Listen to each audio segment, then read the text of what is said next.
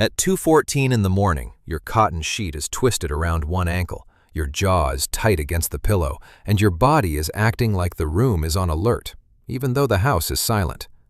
That posture has an impossible payoff hidden inside it. If you knew how to let one buried reflex finish, the same body that refuses to drop into sleep could begin standing down in under a minute. Before you do anything, notice what is happening right now. Feel your tongue. Is it pressed to the roof of your mouth? Feel the space behind your eyes.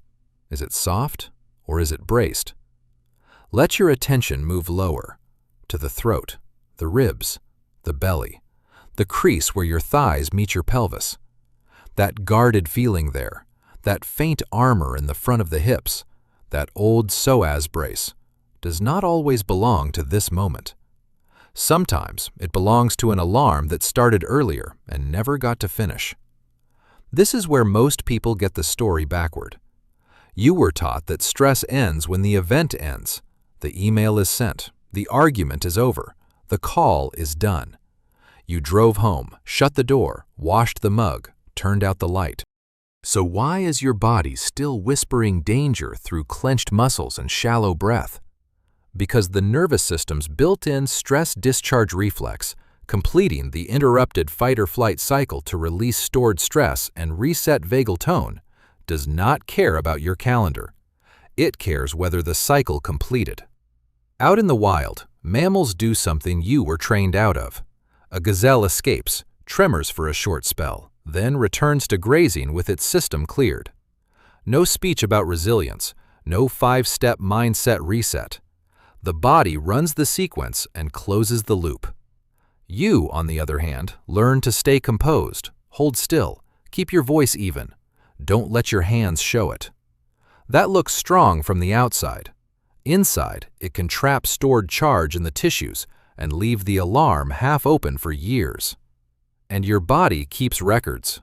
Fascia, that thin living web around muscle, responds to repeated clenching. It adapts.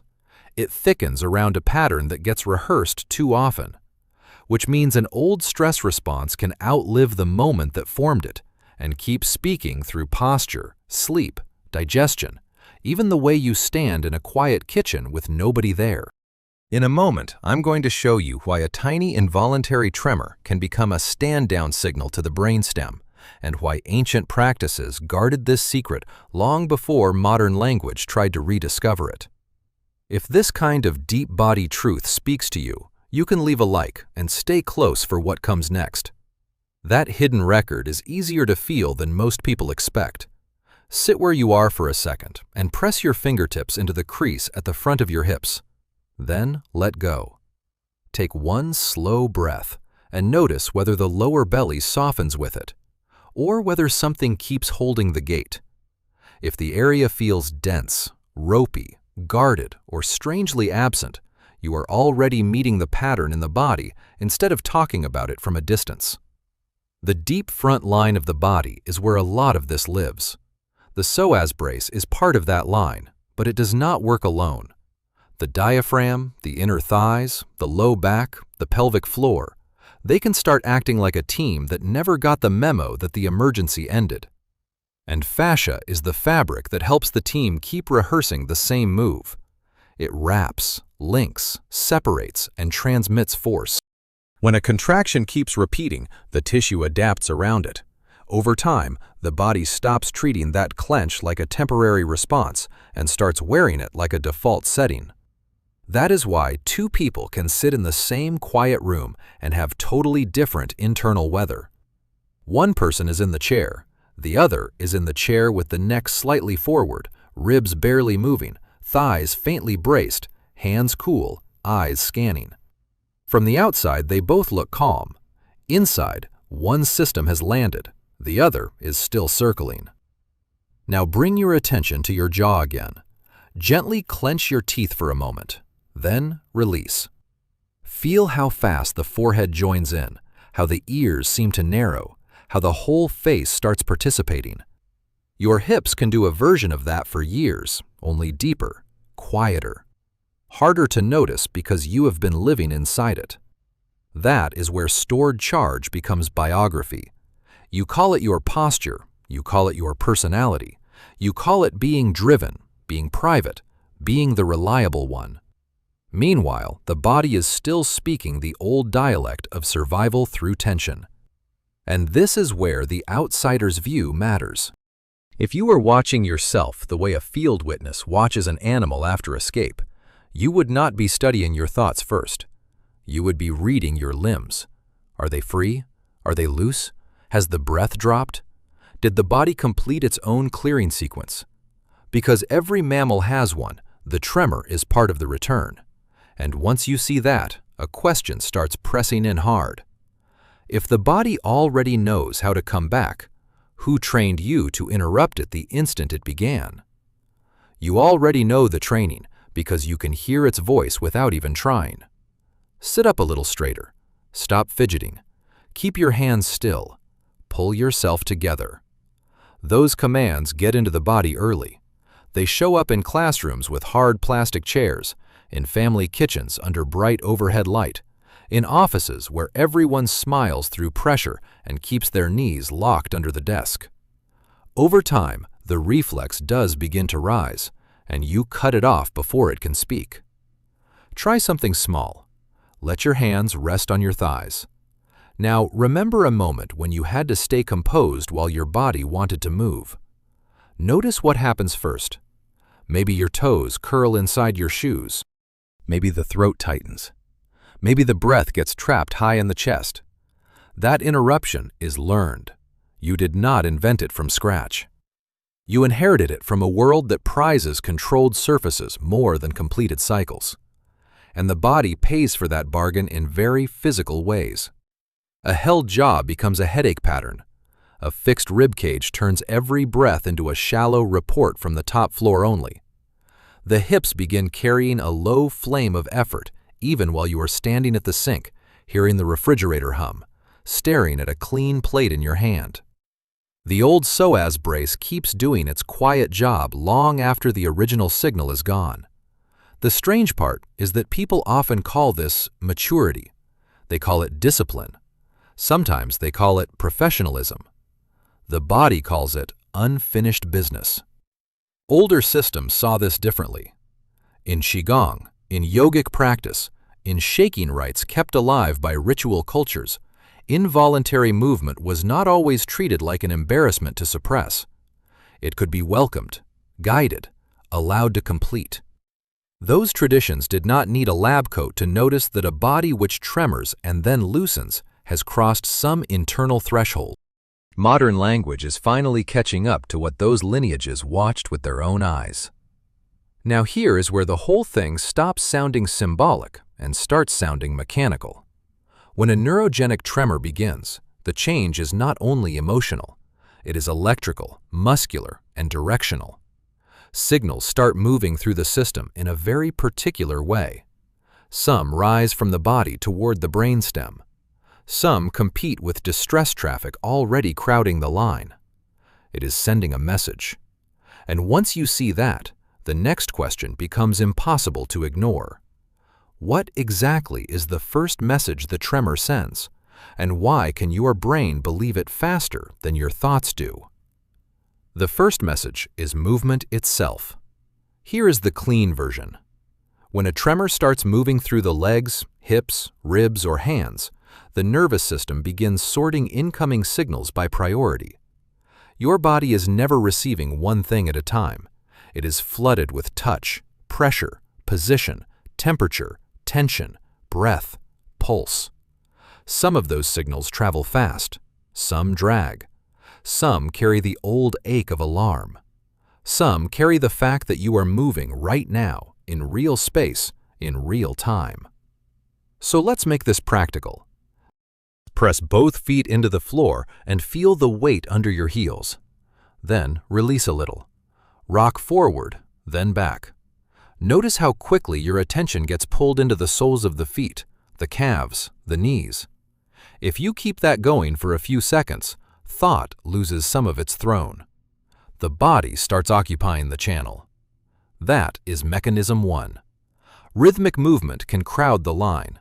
It does not solve your whole history in one shot, but it changes what gets center stage in the brain at that moment. This matters more than people realize. A lot of suffering keeps its grip because the same distress traffic keeps winning the race upward. The chest stays loud. The gut stays loud. The old inner alert keeps cutting to the front of the line. When a neurogenic tremor arrives, a different signal steps in with force. The body says, track this, feel this, update from this. And for the first time in a while, the system has something immediate and physical to organize around besides the old contraction. You can test a tiny version of it now. Let your knees soften while you stand. Not much, barely visible. Then allow a faint pulse through the legs, almost like the muscles are humming under the skin. Stay with the sensation itself, the warmth, the faint buzz, the little flicker around the kneecaps. Watch how the mind has less room to keep replaying the same loop while your attention is occupied by live data from your own body. That is why this hidden protocol starts to feel like a return instead of a performance. It is taking back bandwidth. But that is only the outer gate. Movement can seize the channel, yes, and there is a deeper pathway that matters even more because it sends the update in the opposite direction. From your organs, your breath, your tissues, straight up toward the brainstem. And once that pathway starts talking, the whole meaning of calm yourself down changes. That deeper pathway is the one most people never get taught to trust. You have probably been told, in one form or another, that the brain is the boss and the body waits for orders. But a huge share of the vagus nerve runs the other way, upward, from body to brain. From the throat, the heart, the lungs, the gut, the inner landscape of your tissues, toward the brainstem. So when your body loosens in a real physical way, it is reporting. It is updating command. Feel that for a second. Swallow once. Notice the throat. Then let your shoulders drop a little and breathe low enough that the front of the ribs can widen. Pay attention to the belly on the exhale. Even these small shifts send data. The system is always listening for one question. Are we still in it, or are we through it? Thought can try to answer. The body is the witness the brain believes first. This is why the tremor matters so much. When the legs begin to pulse, when the hips stop acting like they have to hold the whole structure by force, when the breath starts moving without that clipped edge, the upward message changes. The body is no longer sending the same old emergency bulletin. It starts sending a stand down signal. And that message lands below the level of self-talk. You do not have to make a speech out of it. You do not have to convince yourself. The report is carried in sensation, rhythm, loosening, heat, vibration. Ancient systems understood this through practice long before modern physiology had the language for afferent pathways. In qigong, in kriya states, in rites built around rhythmic discharge, the body was allowed to become the messenger. The person did not have to think their way into safety first. They gave the body conditions where it could announce safety on its own. That is a very different model of recovery from the one most people live inside now. And once you understand that, another piece clicks into place. This reflex is not only changing how signals travel, it is changing chemistry. A body geared up for action carries fuel for action. If that fuel never gets used, it does not vanish because the meeting ended or the house got quiet. So pay attention to what happens after a scare or a conflict or a day of silent pressure. The hands may still hum. The chest may still buzz. The thighs may feel ready to spring even while you are sitting still. That is unused mobilization, and the body has a very old way of burning it through. That old way of burning it through is the part almost nobody explains clearly. When your body gears up for action, it does not prepare in poetry. It prepares in chemistry. Heart rate changes, blood flow shifts, muscles prime, attention narrows. You get that metallic taste in the mouth sometimes, that dry feeling behind the tongue, that faint electric buzz in the arms or thighs. Even after the moment passes, the body may still be carrying the residue of mobilization. You can be standing in a warm shower, hearing water hit the tile, and still feel a thin current under the skin because the body prepared to act and never got to complete the act. This is why thinking your way out of it has limits. Insight helps, words help, understanding helps, but unused activation asks for movement. Feel your hands right now. Are the fingers slightly curled? Is there a faint urge to pace, tap, stretch, clench, do something? That urge is often the body looking for an exit ramp. If you ignore it often enough, the charge gets folded back into the tissues. Then it starts showing up as restlessness at night, a sudden crash after pressure, or that strange feeling of being tired and wired at the same time. A tremor gives the body a low-complexity way to finish what it started. Rapid little contractions and releases create work, efficient work. The muscles begin using what stress prepared. Heat can show up in the palms. The thighs may feel warmer. Breathing may deepen without you forcing it. Sometimes there is a spontaneous swallow, sometimes a sigh. Sometimes the chest stops feeling so packed. You are not imagining that. The body is processing what was left hanging. You can sense the difference between trapped mobilization and discharged mobilization in ordinary life. After a hard conversation, trapped activation keeps looking for a target. Your thoughts stay sharp, your shoulders stay high, your steps stay clipped. After completion, the energy moves differently. The limbs feel less loaded. The jaw loses interest in gripping. The room stops feeling like a problem to solve. This is one reason older movement rites lasted beyond a few seconds. They gave the body long enough to spend what had already been issued. And there is one more layer, maybe the oldest one. Even after signal traffic shifts, even after chemistry begins clearing, a deeper structure is still reading the body for one essential clue. It watches your limbs. It watches whether they are fixed, guarded, ready to spring, or loose enough to tell the truth that the danger has passed.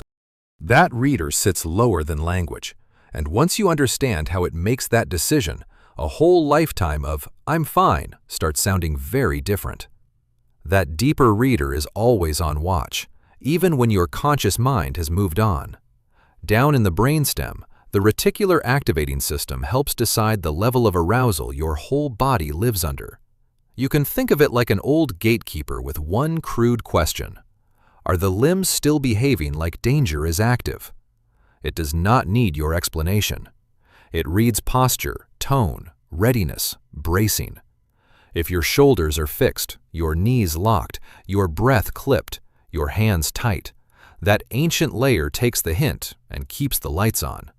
You can feel this in a very direct way. Stand up for a moment, if you can. Lock your knees hard. Pull your elbows slightly in. Tighten your jaw. Lift the chest just enough to make the breath shallow. Hold that shape for a few seconds. Feel how quickly your whole field changes. Vision narrows a little. The neck gets involved. The belly stops moving.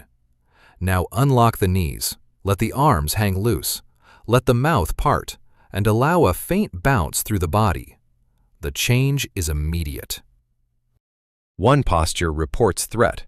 The other begins to report passage. This is why free limb movement matters so much. A body that can tremor without restraint is showing the old system that the emergency phase has ended. A body still frozen in guard cannot send that same message. That is true whether the original trigger was large or small. The brainstem does not care if the story sounds impressive enough to deserve a reaction. It reads the body you are in. This also explains why some people say, "I know I'm safe, but my body doesn't believe it." They are telling the truth more than they realize. Their thoughts may have updated, their posture has not. Their muscles are still speaking in the grammar of defense. Their fascia is still carrying old instruction. Their limbs are still waiting for the next thing. And that deeper reader is responding to those signals with perfect loyalty. Now the full pattern is starting to show itself. First, movement takes over the channel. Second, upward vagal signals begin to carry a stand-down signal toward the brainstem. Third, the body starts using the chemistry it had prepared for action. And fourth, this older gatekeeper sees looseness and begins lowering the alarm. 4 mechanisms, 1 buried reflex, all pointing in the same direction. Which brings us to the real threshold. You need to stop overriding it long enough for it to appear. It is a setup, because the smallest mistake people make right before the tremor starts is the very habit that has been blocking it for years. That habit is control. Right before the body starts to release, most people rush in and manage it. They tighten the face. They make the breath neat. They turn spontaneous movement into a performance. Or they get nervous the second the legs begin to quiver and shut the whole thing down. So before the reflex can show itself, you need a different stance with your own body. Less command, more permission. Set your feet under you for a moment and notice how fast the old discipline comes online. Are your knees locked without you meaning to lock them? Are your glutes gripping? Is the belly being held flat? Is the mouth sealed tight? Feel how many tiny orders are running at once. This is important because the body cannot reveal a buried exit sequence while it is still being micromanaged from 6 directions. The tremor appears in the gap between effort and over-effort. That is why older shaking practices were rarely about doing more. They were about creating conditions. In qigong, the posture mattered. In kriya states, the instruction was often to allow the movement rather than sculpt it.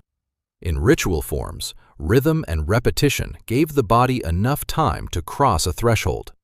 That same wisdom applies here. You are building a lane wide enough for the body to take over a small part of the job it has been denied. There is another mistake people make, and it is quieter. They go hunting for a dramatic moment. Big shaking, big emotion, big proof. That search pulls them right back into control. The first signal is often much smaller than that. A flutter behind the knees, a faint vibration in the thighs, a spontaneous exhale, a little warmth moving into the hands, maybe even a swallow and a softening in the eyes. Subtle does not mean weak. In the early seconds, subtle is often the doorway. So here is the frame you need. You are setting up the body so it no longer has to pretend stillness equals safety. Once that pretense loosens, the system can begin issuing its own stand-down signal in the language it already knows. Tension, motion, release, breath. And there is one more piece before we begin. Orientation. The body lets go more easily when it knows where it is. So look around the room. Notice one corner, one door, one patch of shadow, one sound in the distance. Let your eyes land on something ordinary and real. The floor under your feet, the air on your forearms, the weight of your own body dropping through your heels. Because in the next step, the smallest flicker in your legs may tell you whether the old lock is finally opening. That flicker is where the body starts telling the truth. So do this slowly. Stand with your feet about hip-width apart. Feel the floor through the heel, the ball of the foot, the outer edge. Let the knees unlock by a small amount. Not a squat, not a performance stance. Just enough that the thighs stop pretending they are made of wood. Let the arms hang. Unclench the tongue. Give the eyes a soft focus. Then wait for a second. Most people try to manufacture the movement right here. Resist that urge. The body already knows more than your technique does. Shift a little weight into the feet and let there be the tiniest pulse through the legs, almost too small to name. A mild bounce, a faint hum. If nothing comes, Stay easy. If something begins, do not grab it with your will. Let it gather on its own. You may feel it first behind the knees. Some people feel it in the thighs, like a soft internal buzzing. Some feel warmth spreading into the calves. Some notice the breath changing before the legs do anything obvious. A swallow, a sigh, the jaw releasing without permission. If the body offers you a small tremor, that is enough. The doorway is opening. The reflex does not need drama to be real. Now keep tracking the direct sensations. The pressure under your feet, the little vibration through the muscles, the air moving at the nostrils, the weight of the head over the spine. If thought starts rushing in with commentary, return to the body. This is where the older sequence comes alive. The moment you stop trying to look composed, the system begins to explore another option. And this matters because the first seconds are often where people shut it down. The instant the legs start shaking, the old command snaps back in. Stop that. That looks weird. Get control. But if you can stay with it, even gently, the body may begin to move from guarded effort into discharge. That is when the neurogenic tremor starts becoming useful instead of embarrassing. Do not force it upward. If it stays in the legs, let it stay there. If it travels toward the hips, allow the hips. If the psoas brace begins to soften, you may feel a strange mix of relief and vulnerability at the same time. That is common. The body is releasing an old job. It does not always do that with fireworks. Sometimes it does it with a quiet shaking and a deeper exhale. Stay there, because the next 30 to 60 seconds are where many people notice the first undeniable shift, and it often shows up in a place they were not expecting at all. That unexpected place is often your hands. While the legs are doing their small, honest work, check the palms. Do they start warming? Do the fingers feel less hooked? Sometimes the first clear sign is not bigger shaking at all. It is circulation returning. The skin changes. The breath drops lower. The face loosens around the mouth. You may even notice the room looks slightly different, as if the edges stopped pressing in. Those are not decorative effects. They are clues that the system is shifting state. Stay with the tremor a little longer if it is there. Keep the knees soft. Let the heels stay heavy. If the movement wants to pulse and fade, let it pulse and fade. If a sigh comes, let it come. If nothing dramatic happens, do not rush to call it failure. The body often chooses small proof first. A warmer chest, less gripping behind the eyes, a throat that feels more open when you swallow. These are the kinds of changes people miss because they are waiting for something theatrical. This is where outside measurement can be interesting, but it is not the main event. If you happen to wear a watch or a finger sensor, you might see your pulse settle or your pattern smooth out after a minute or two. Fine, useful. But before any device says a word, the body is already speaking. It tells you through temperature, breath depth, jaw release, the way your feet meet the floor, the way your thoughts stop charging at every sound. Learn to read those signs first. They are the language of return. Now slowly let the movement become smaller. Do not snap out of it. Let it taper. Stand still and notice the afterimage. Compare this body to the one that started a minute ago. Scan from the scalp down. Forehead, eyes, tongue, throat, ribs, belly, hips, knees, soles of the feet. Somewhere in that scan, most people find one area that has gone quiet. Maybe only by 10%, maybe more, but enough to know something real happened.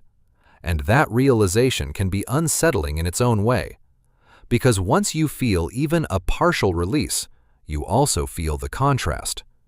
You realize how much effort had been running in the background all day. Effort you had named normal.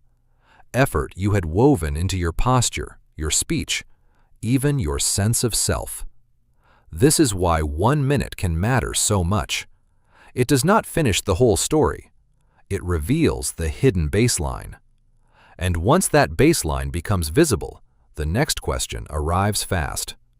What happens when you stop treating this as a one-time trick and start giving the body repeated chances to complete what it has been interrupting for years? That is where the practice stops being a trick and starts becoming a relationship.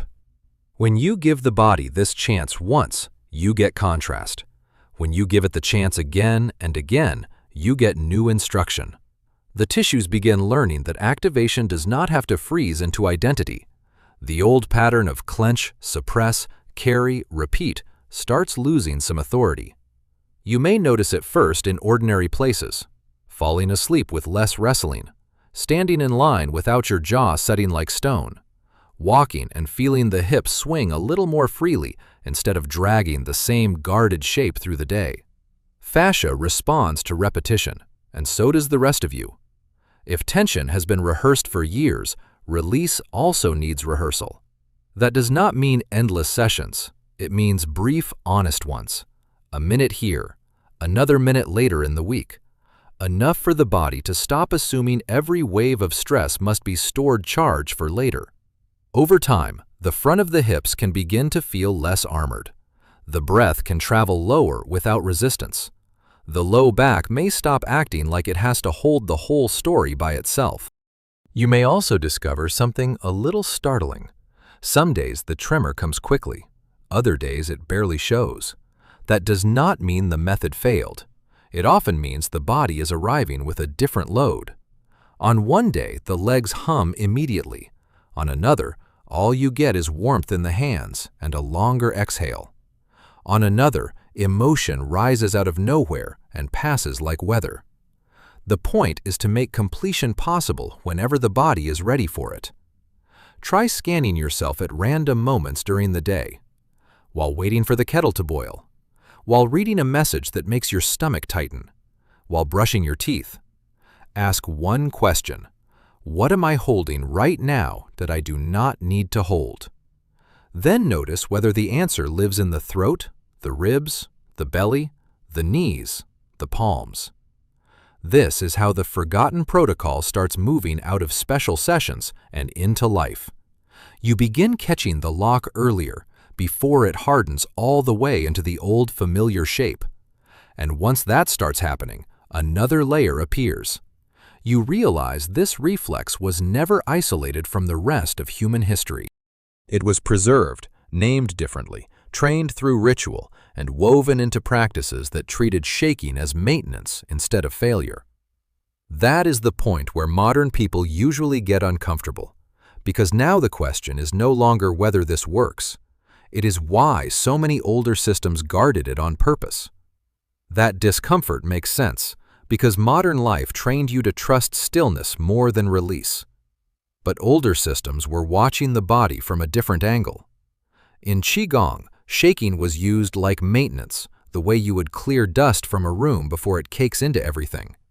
In yogic practice, kriyas could arrive as spontaneous movement when enough control softened and the body started reorganizing from underneath thought. In ritual shaking traditions, the point was to keep the system from carrying yesterday inside tomorrow. Different language, same observation. When the body tremors and then settles, something has completed. Feel how strange that sounds to the modern ear.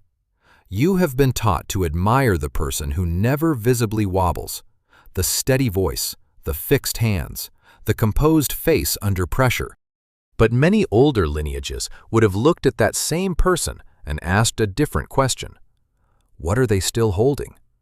Where did the charge go? Into the jaw? Into the ribs? Into the front of the hips? Into the night? That difference in worldview matters, because it changes the meaning of the reflex itself. If shaking is seen as failure, you suppress it. If it is seen as cleansing, you make room for it.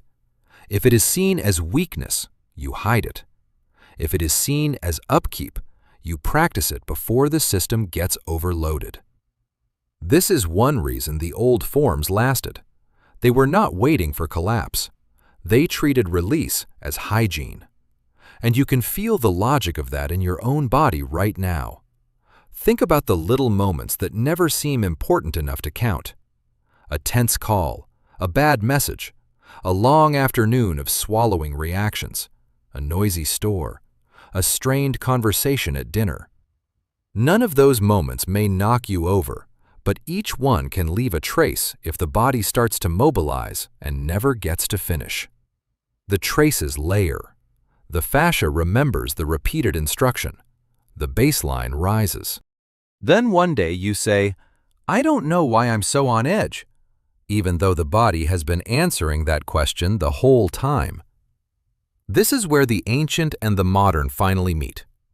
The older traditions preserve the doorway through practice.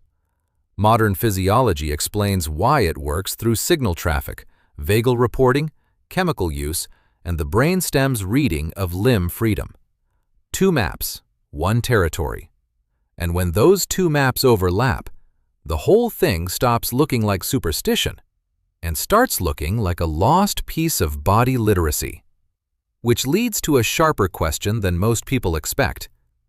If the method is that old and the mechanism is that concrete, why do so many people still hesitate the second release begins?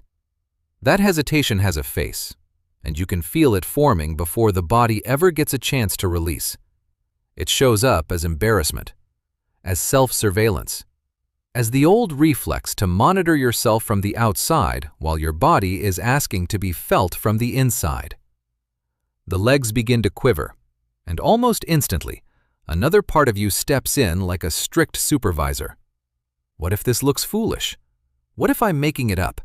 What if I lose control? Those questions do not come from the body. They come from training. They are the social layer trying to keep the ancient layer from finishing its work. You can catch that layer in real time. The next time a tremor begins, notice whether your face tightens to hide it. Notice whether you hold the breath to stop it from spreading. Notice whether you press your thighs together, lock the knees, or lift the chest to regain a sense of command. That is the interruption. Not the stressor from earlier in the day, not the old memory. This exact moment, right here, where the body starts to resolve and the learned self shuts the gate. And the strange part is that the body often does not need much from you. It does not need a dramatic surrender. It needs less interference, less commentary, less management. Sometimes the most skillful thing you can do is stay present while the movement remains small and unguided. Feel the floor. Feel the heat in the calves. Feel the psoas brace loosening one thread at a time. Let the jaw hang a little. Let the belly move. That is enough to keep the door from slamming shut.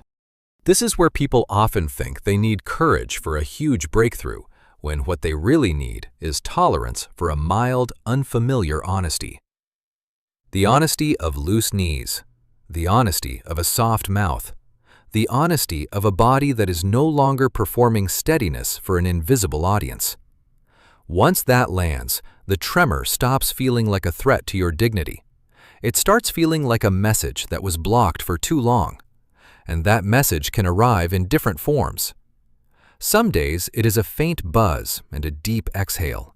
Some days it is warmth moving through the hands and a sudden wave of fatigue. Some days it is a quiet, emotional shift, like the room is no longer leaning toward you. The form changes, the principle does not. Completion lowers the burden. So the real skill is recognizing the instant shame tries to freeze it. Because once you see that shame is part of the interruption itself, another possibility opens. You can begin catching the block in ordinary life, long before you are standing alone doing the practice. That is where this starts turning from a private exercise into a daily skill. You do not have to wait for the perfect moment, the quiet room, the formal setup. The block often announces itself in tiny ways long before the whole body locks down. You feel it when your phone lights up and your stomach tightens before you even read the message. You feel it when your shoulders rise while you type a reply. You feel it when your toes press into the floor during a hard conversation, or when your jaw grips while you pretend something didn't bother you. Those are field moments. That is the live edge of the cycle. Catch one of those moments and scan quickly. Tongue, throat, ribs, belly, front of the hips, hands, knees. You are checking whether the body is starting to armor itself around a passing event.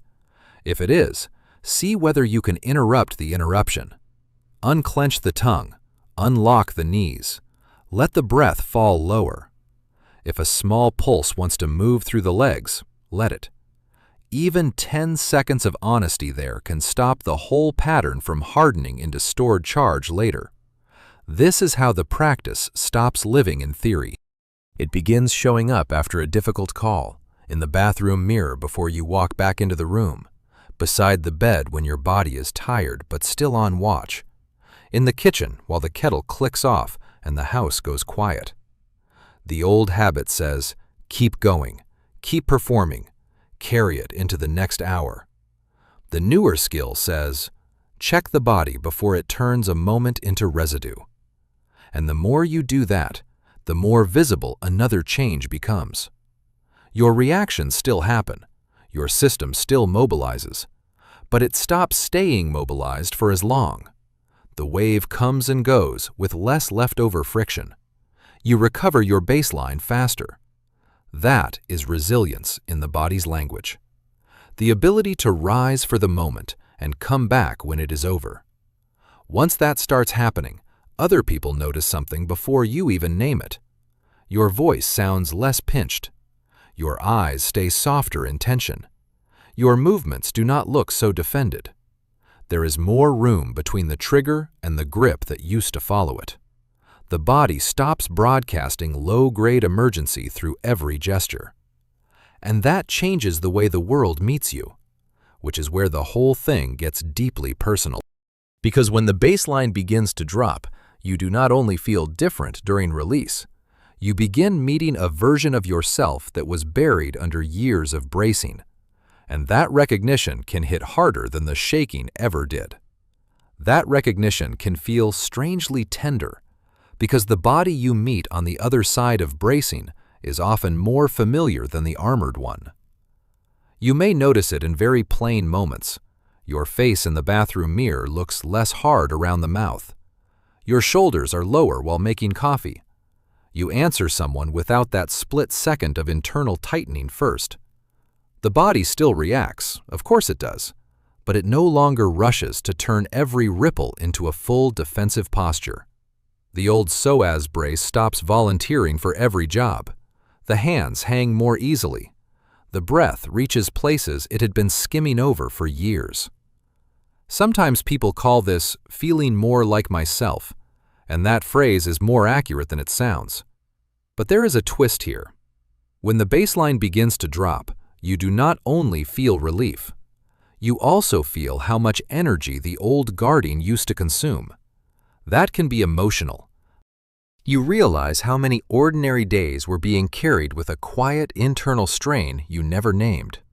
How many nights were spent tired but still on watch. How many conversations were filtered through jaw tension, chest tension, belly tension, as if the body had been wearing a hidden weight vest under every outfit. Once you feel a little freer, the cost of the old state becomes visible. This is why people sometimes hesitate, even after they know the method works. Relief changes identity. If your body has been organized around vigilance for a long time, loosening can feel unfamiliar enough to trigger its own caution. Strange, isn't it? Safety itself can feel new. A softer body can seem less protected, even when it is actually more regulated. That is why repetition matters. Each small round teaches the system that release does not equal collapse. A neurogenic tremor can pass through, a stand-down signal can land, and you are still here. Clearer, in fact. So keep watching the ordinary proof. Do you recover faster after stress? Do you catch the clench earlier? Does the room stop feeling so full of edges? Does sleep come with less bargaining? Those are not small things. That is the body rewriting its expectations in real time. It is learning that activation can complete instead of stack. The old loop of brace, hold, carry begins to lose its inevitability. And once that starts happening, something even more important comes into view. You begin to understand that this reflex is not about becoming passive or permanently serene. It is about recovering full range. The power to rise when needed, and the power to come back when the need is over. That is the part most people have never been shown clearly. And once you see it, the whole meaning of strength changes. That new meaning of strength changes the whole picture. For a lot of people, strength has meant one thing for so long. Hold it in. Keep the face steady. Keep the voice level. Tighten the middle and push through. But the body does not measure strength by how convincingly you can mute its signals. It measures strength by range. Can you mobilize when something matters? Can you discharge when it is over? Can you return without dragging the whole event into the next hour, the next meal, the next night? Feel the difference in your own body right now. Think of the version of you that stays braced through everything. The neck a little tight, the belly guarded, the knees a touch locked, the hands never fully resting. That person may look disciplined from across the room. Inside, they are spending energy every minute on a low-grade emergency tone. Now imagine the version of you that can rise quickly when needed, and then come back down cleanly. Same intelligence, same competence. More room, more blood flow, more breath, more choice. That is the hidden upgrade here. You are becoming less expensive to operate. The body stops pouring fuel into background vigilance. The stored charge stops leaking into places it does not belong, like sleep, posture, appetite, patience, tone of voice.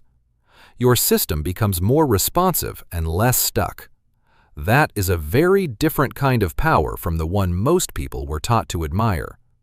And once you start living that way, even small moments change. A sharp comment does not colonize your whole torso. A difficult email does not still own your ribs 3 hours later.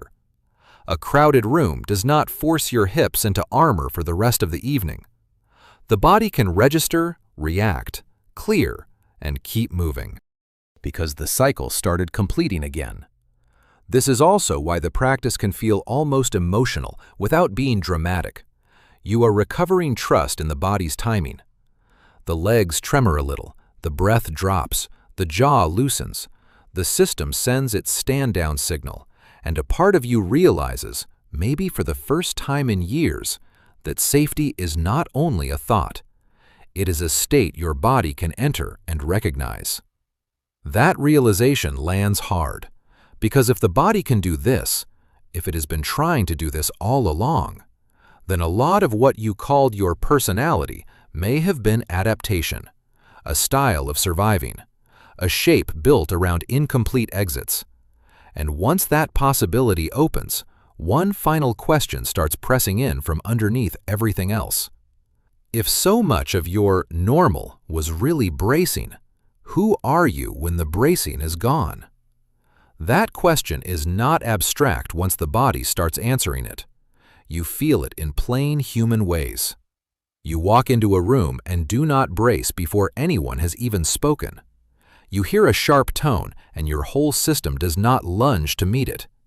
You wake up, and for a few seconds, there is no instant grip in the chest waiting for you at the surface. The body still has speed when it needs speed. It still has power. What it loses is the habit of living half prepared for danger all the time. That is the payoff people came for, even if they never had words for it. Recognition. The feeling of meeting a self that was covered over by years of unnecessary guarding. Your face has more depth in it. Your voice lands lower.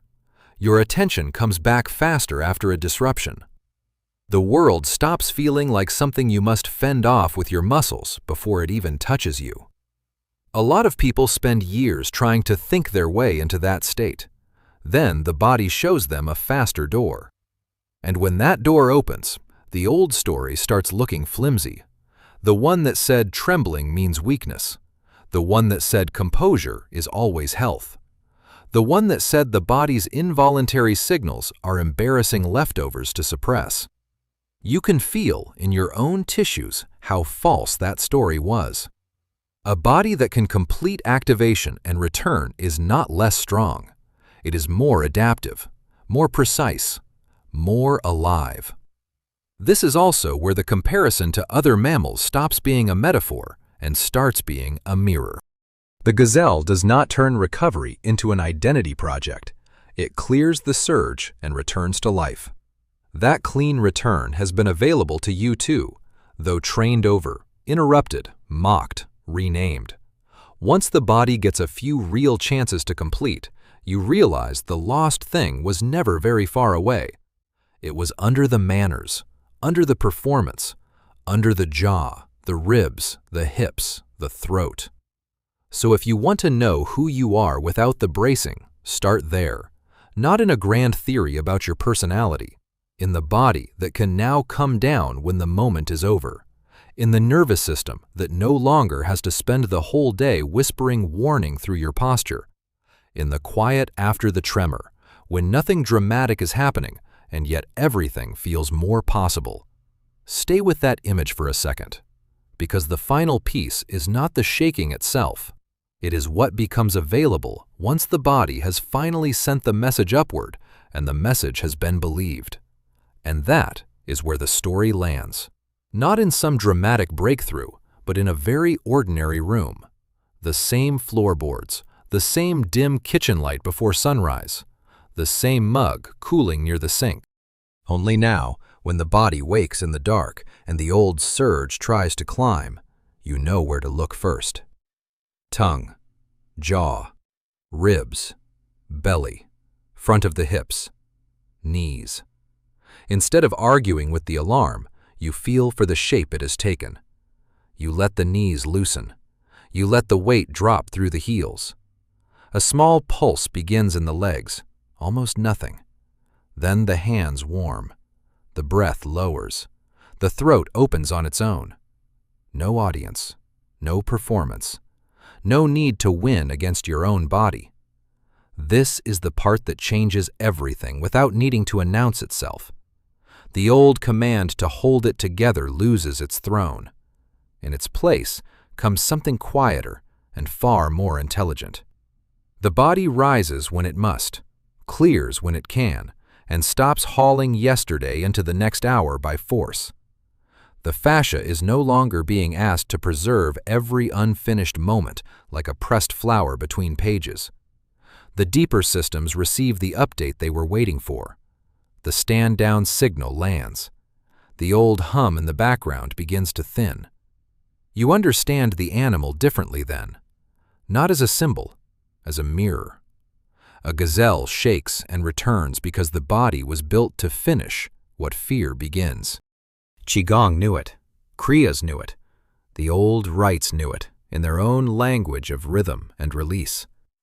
Modern words finally circle back and find the same door.